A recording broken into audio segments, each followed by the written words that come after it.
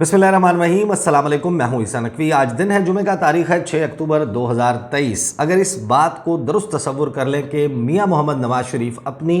ऐलान करदा तारीख़ यानी कि 21 अक्टूबर को पाकिस्तान वापस पहुंचेंगे, तो अब सिर्फ 15 दिन बाकी हैं मियां साहब के पाकिस्तान आने में। इस वीडियो में ज़रा मैं आपको बताऊंगा कि गुज़श्ता 24 घंटों के दौरान बड़ी हैरानकुन डेवलपमेंट्स हुई हैं मियां साहब की मुतवक्के वापसी के हवाले से, क्योंकि जो रिपोर्ट्स मियां साहब को मिल रही हैं लंदन में, उन्होंने चकरा के रख दिया मियां साहब को। और अब लगता यह है कि एक तरफ तो फ़कीदुल मिसाल इस्तकबाल जिसको कह रही है मुस्लिम लीग नवाज़, उसकी तैयारी तो चल रही है और बड़ा ज़ोर लगाया जा रहा है, लेकिन साथ साथ अब एक गुंजाइश निकाली जा रही है एक तारीख़ साज यू टर्न के लिए। ये तारीख़ साज क्यों है? क्योंकि ये mother of all U turn से भी बड़ा है। Mother of all U turn तो मुस्लिम लीग नून ने लिया। 18 सितंबर को नवाज शरीफ साहब ने तकरीर की थी। उन्होंने ये कहा था कि वो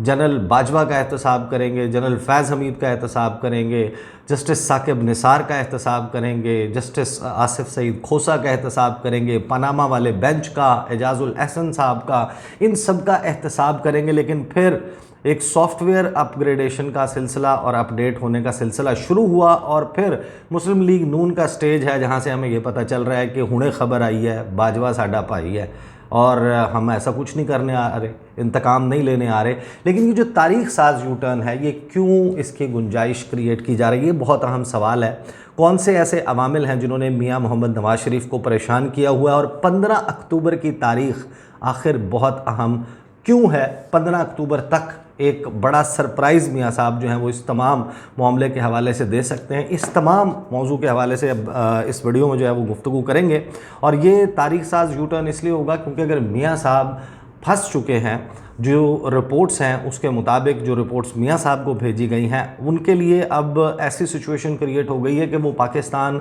आते हैं तो फिर भी जो है उनके लिए बहुत बड़ी मुश्किलात हैं। और अगर वो अब ये यू टर्न ले लेते हैं वापसी से और वो कहते हैं कि मैं वापस नहीं आ रहा, किसी भी बुनियाद पे कोई भी बहाना बनाए, लेकिन मुस्लिम लीग नून की सियासत जो है वो वैसे ही आपको पता है कि एक गड्ढे में पड़ी है, नामो निशान मिट जाएगा।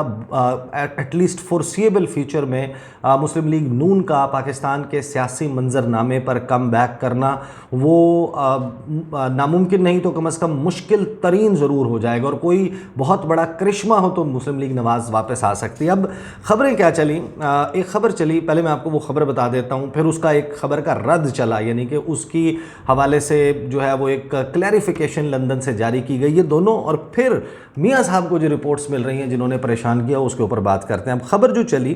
तकरीबन पाकिस्तान के तमाम मीडिया चैनल्स पर, तमाम अखबारों की वेबसाइट्स पर, तमाम जो अदरवाइज़ वेबसाइट्स हैं उनके ऊपर जो है वो ये ख़बर चली, और ख़बर जो है वो ये थी कि मफाहमती पॉलिसी का एक ग्रुप है, उसका हामी ग्रुप है मुस्लिम लीग नवाज़ में, और वो मियां मोहम्मद नवाज शरीफ की वतन वापसी को मौखर करवाने के लिए सरगर्म हो गया। और ये ज़राए से ख़बर चली, और हैरानकुन बात है कि तमाम टीवी चैनल्स, तकरीबन लगभग तमाम अखबार, तमाम वेबसाइट्स, उनके पास एक जैसे ज़राए मौजूद थे और सब के सब एक जैसी ख़बर चला रहे थे, यानी कि इस ख़बर का सोर्स तकरीबन एक ही था। या तो उन्होंने कॉपी, ऐसा नहीं होता कि हर शख्स जो है वो मीडिया में कॉपी कर रहा हो दूसरे की ख़बर और एज इट इज़ चला दे। ख़ास तौर पर जो सोर्सेज से, ज़राए से चलने वाली ख़बर है वो रिपोर्टर्स जो हैं वो तस्दीक के बाद ज़रूरी करते हैं, या फिर अगर व्हाट्सएप ग्रुप्स में आए, ख़ास व्हाट्सएप ग्रुप्स में आए तो फिर वो चल जाती है। अब ख़बर जो है वो ये चली कि मुस्लिम लीग नून के अंदर मौजूद मफाहमती पॉलिसी का एक हामी ग्रुप है,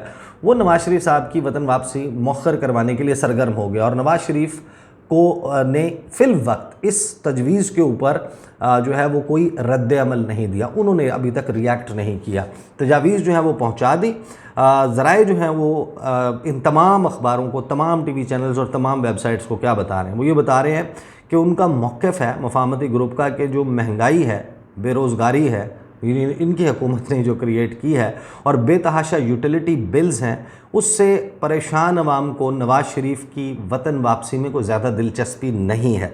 शहबाज शरीफ, मरीम नवाज़ और हमज़ा शहबाज लाहौर में अवामी राब्ता मुहिम शुरू करके अवामी राय भांप चुके हैं, और इसलिए मौजूदा हालात में अवाम की जानिब से नवाज शरीफ के शायान शान इस्तकबाल की तवक्को रखना मुनासिब नहीं। फिर पार्टी ज़राए जो बता रहे हैं वो ये बता रहे हैं कि आम इंतखाबात की तारीख़ का ऐलान अभी नहीं हुआ, आम इंतखाबात के करीब या बाकायदा तारीख़ का ऐलान होने के बाद नवाज़ शरीफ वतन वापस आएँ तो ज़्यादा बेहतर है। और फिर ये भी बताया गया कि शाहिद खाकान अब्बासी ने जो मुलाकात की लंदन में मियां मोहम्मद नवाज़ शरीफ से, वो भी वहाँ पर इसी किस्म का जो है मौक़िफ़ सामने रख चुके हैं। लेकिन दूसरी तरफ जो है इसी ख़बर में ये भी दावा किया गया कि कुछ ज़राए ये भी कह रहे हैं कि नवाज़ शरीफ जो हैं वो वापसी का जहन बना चुके हैं और वो तैयारी का कह चुके हैं अपनी पार्टी को कि वो इस्तकबाल की तैयारियाँ करें। अब जो इंतखाबात का मामला है ये बहुत अहम है और ये बताया जा रहा है कुछ पार्टी सोर्सेज की तरफ से, मैं मल्टीपल सोर्सेज से बात करने के बाद ये आपको बात बता रहा हूँ कि जो शाहिद खाकान अब्बासी की और दीगर चंद लोगों की मुलाकातें हुई हैं गुज़श्ता चंद दिनों में मियां मोहम्मद नवाज़ शरीफ से, एक चीज़ जिसके ऊपर वो बहुत ज़्यादा मियां साहब को से बात कर रहे हैं कि आप वापस तो आ जाएंगे और ये सूट भी करता है कि आप आएँ वापस और वापस आने के बाद आप जेल चले जाएं। एक हमदर्दी का तासुर जो है वो सामने आएगा और फिर in due course of time election भी हो जाएगा, आप बाहर भी आ जाएंगे, पार्टी जो है उसका रिवाइवल के लिए हम कुछ कर लेंगे इस दौरान। लेकिन अगर इन केस इलेक्शंस नहीं होते,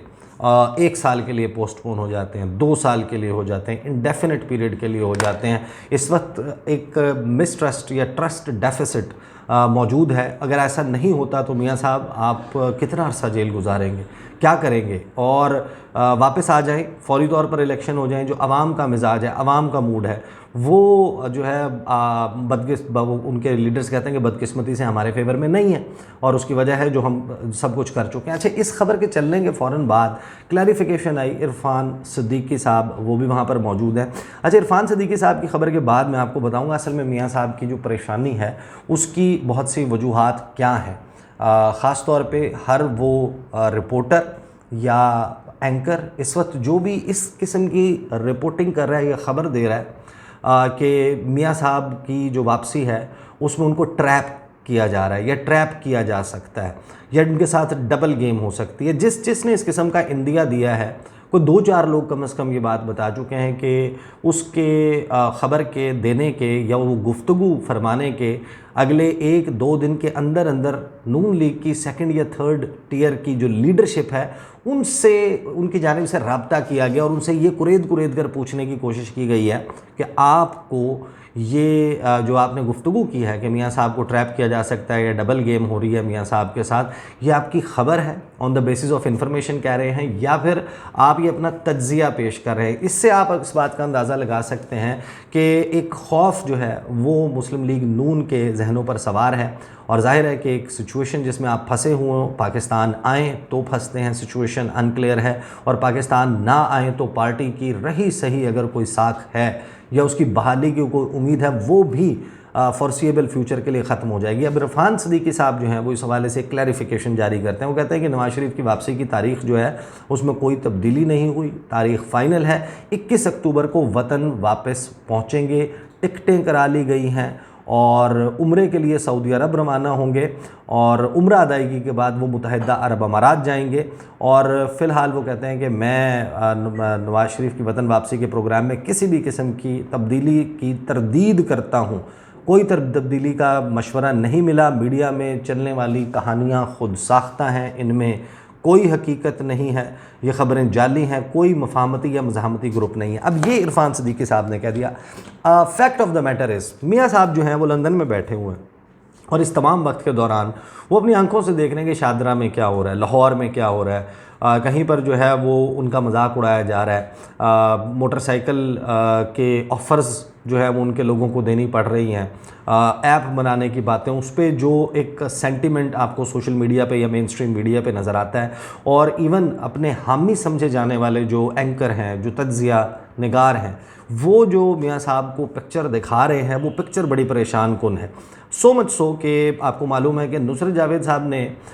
उस प्रोग्राम का मैंने तस्करा भी किया था जो उन्होंने गुफ्तगू की गवाल मंडी के हवाले से, जो गढ़ है लाहौर जो उनका आबाई हल्का है, वहाँ से बदतरीन शिकस्त जो है उसके बार बार मियाँ साहब को टेलीविज़न स्क्रीन्स के ऊपर मैसेजेस दिए जा रहे हैं कि मियाँ साहब ना फंस जाएंगे, आप इलेक्शन नहीं जीतेंगे किसी भी सूरत, और अगर कोई बहुत बड़ी धांधली करके इलेक्शन होता है तो सिर्फ वही सूरत है कि आपको जो है वो कोई हुकूमत जो है वो बनाने की सूरत जो है वो बन सकती है। इसी दौरान जो है वो फिर मियाँ साहब को एक और गुफ्तगू जो है वो नुसरत जावेद साहब की गई। अब ये अगर मियाँ साहब सुन रहे होंगे तो आप अंदाज़ा लगाएं कि मियाँ साहब का क्या हाल आलम होगा। ये 13 सेकंड का एक क्लिप है, ये ज़रा सुन लेंगे नुसरत जावेद साहब ने जो गुफ्तगू की है।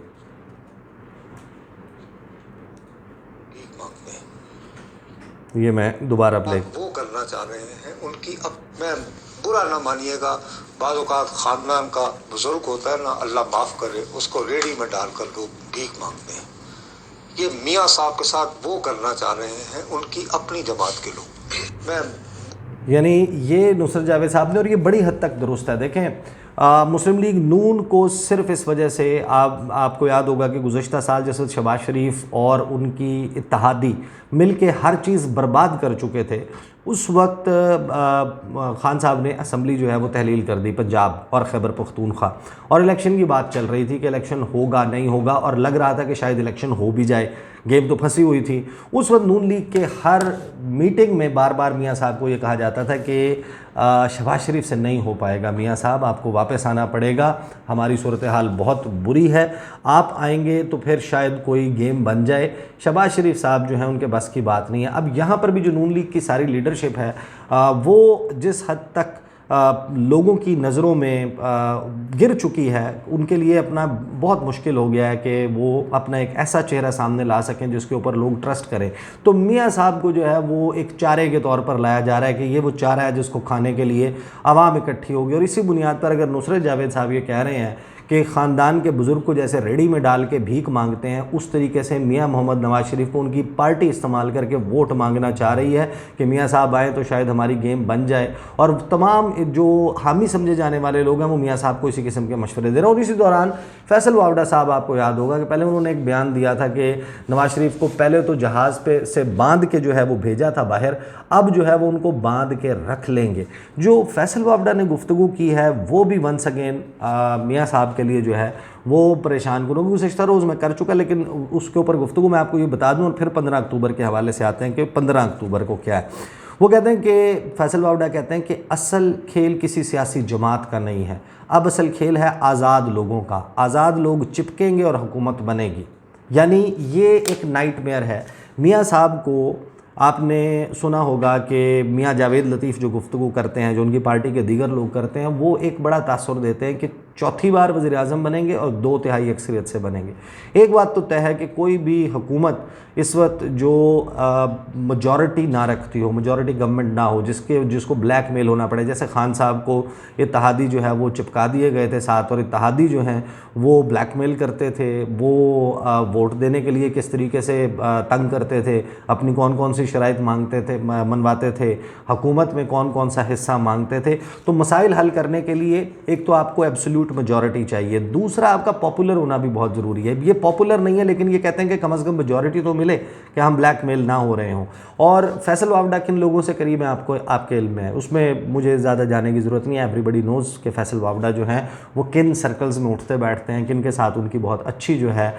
वो याद अल्लाह है, बहुत अच्छी दोस्ती है उनकी आजकल। वो ये फरमाते हैं कि आज़ाद लोग बड़ी तादाद में जीतेंगे, असल गेम आज़ाद लोगों की है, क्योंकि ये 18 सियासी लाशें जो है वो अब बेकार हो चुके, लोग इन पर ट्रस्ट नहीं करेंगे। तो कोई ट्रैक्टर, कोई जीप के निशान पर, कोई नलके के निशान पर, कोई किसी और हॉकी वगैरह के निशान के ऊपर जीत के आएगा आज़ाद, और वो जिसके पलड़े में अपना वज़न डालेगा वो हुकूमत बना लेगा। तो इन केस मियाँ साहब अगर हुकूमत बनाने की पोजीशन में आ भी जाते हैं तो उस सूरत में एक तो वो ये कह रहे हैं कि 12-13 महीने से ज़्यादा हुकूमत चलेगी नहीं, और वो हुकूमत भी ऐसी होगी जिसमें उनको इन बैसाखियों का सहारा लेना पड़ेगा। तो मियाँ साहब के हवाले से वो प्रोडिक्ट करते हैं कि देखें जो जराइम हैं मियाँ मोहम्मद नवाज़ शरीफ के, वो फ़ौज के हवाले से, रियासती इदारों के हवाले से, इस्टाब्लिशमेंट के हवाले से, तो वो तो वही हैं। 9 मई को अगर हटा दें तो इमरान खान, वो कहते, ये फैसल वावड़ा कहते हैं, वो कहते हैं कि फिर इमरान खान में और इनमें क्या फ़र्क है। या ईंट से ईंट बजाने का जरदारी साहब का बयान वो रखते हैं, फिर मौलाना फजलुर रहमान को, फिर MQM को, वो कहते हैं ये तो सारे एक जैसे हैं और फिर इन सब के साथ वही सलूक होगा। और इसमें वो इंदिया भी ये देते हैं इस गुफ्तगू में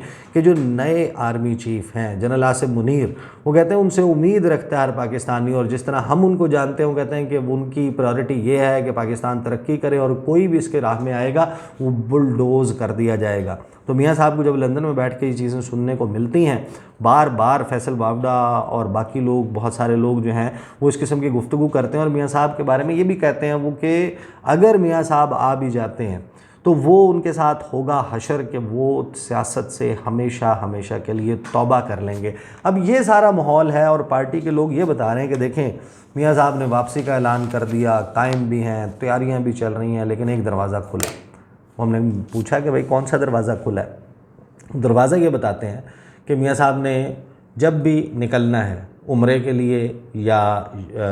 UAE जाने के लिए, कुछ लोग कतर का दावा भी कर रहे हैं कि 2-3 मुल्कों से होते हुए पाकिस्तान आएंगे और वहाँ पर आने से पहले अश्योरेंसेस लेने की कोशिश करेंगे, पता नहीं किस कैपेसिटी में कि जो है वो सरमायाकारी आए और आके उनको पास कहने के लिए मीनार पाकिस्तान पे खड़े होके कुछ नया हो कि वो ये बताएं कि मैं ये लेके आया हूँ या मैं ये करने आया हूँ। ये तो वो दावे वहाँ से, लेकिन वो ये भी कहते हैं कि अगर ये सूरत हाल ऐसी रहती है और कुछ एश्योरेंसेस नहीं मिलती तारीख़ के हवाले से और कोई सूरत हाल वाज़ेह नहीं होती, 100% क्लियर नहीं होती, रिस्क ज़ीरो नहीं होता, मियाँ साहब के हवाले से जो बहादुरी का बयानिया है, ये बयानिया बिल्कुल कोई इसमें जान नहीं है। मियाँ साहब अब इस वक्त कोई ऐसा काम नहीं करना चाहते, कोई एडवेंचर नहीं करना चाहते और वो एक और बैरक में जो है वो जाकर किसी जेल के सेल में नहीं बैठना चाहते, वो सिर्फ इक़्तिदार लेने के लिए पाकिस्तान आना चाहते हैं। तो फिर उसके लिए ऑप्शन ये है कि जब भी वापसी निकलना है उससे पहले उनका एक मेडिकल चेकअप होगा और उसके लिए जो तारीख़ बताई जा रही है वो 15 अक्टूबर कि 15 अक्टूबर को मियाँ मोहम्मद नवाज़ शरीफ साहब का मेडिकल होगा और उस मेडिकल रिपोर्ट की बुनियाद के ऊपर ये फ़ैसला होगा कि उन्होंने वापस आना है कि नहीं। तो इन केस सूरत हाल अगले 10 दिन में, 9 से 10 दिन में वो ग्राउंड प्रिपेयर नहीं होता, वो ज़मीन में नरमी नहीं आती, हवा में नमी का तनासुब नहीं आता, तो ये जो इनकलाब का और तरक्की का पौधा है मियाँ मोहम्मद नवाज़ शरीफ का, ये तो फिर नशोनुमा नहीं पा सकता, ये ग्रो नहीं कर सकता। तो फिर ये बताया जाएगा कि मियाँ साहब को डॉक्टर्स ने मना कर दिया है कि वो पाकिस्तान ना आएँ, लेकिन ये बात भी हतमी नहीं है। इन दोनों ऑप्शंस को खुला रखा गया है। मियाँ साहब को सिचुएशन सूट करती हुई तो वो पाकिस्तान आ जाएंगे, अगर सूट ना करती हुई तो फिर एक मेडिकल रिपोर्ट जो है वो आप सब के लिए तैयार रहेगी। बैरिस्टर मोहम्मद अली सैफ़ का एक बयान मैं आपको आखिर में बता देता हूँ। नवाज़ शरीफ खौफ के बाइस टिकट मनसूख कर देंगे। तहरीक इंसाफ के रहनुमा जो हैं वो ये कहते हैं कि नून लीग के बानी मियाँ मोहम्मद नवाज़ शरीफ के बारे में जो कहा जा रहा है ना कि 21 अक्टूबर को वो मीनार पाकिस्तान करेंगे, वो जलसा नहीं होगा, उनका सियासी जनाजा होगा। और अब नवाज़ शरीफ जो है वो अपनी ज़िंदगी में मीनार पाकिस्तान सिर्फ तस्वीर में ही देखेंगे। सियासी बयानबाजी तो है इसी तरीके से चलती रहती है, बट सिचुएशन अभी अनफोल्ड हो रही है। कुछ और साइड बाय साइड अहम डेवलपमेंट्स हुई इंशाल्लाह आने वाली वीडियोस में उस पर बात करूँगा। अब तक के लिए इतना ही, मुझे इजाज़त दीजिए। अल्लाह हाफ़िज़।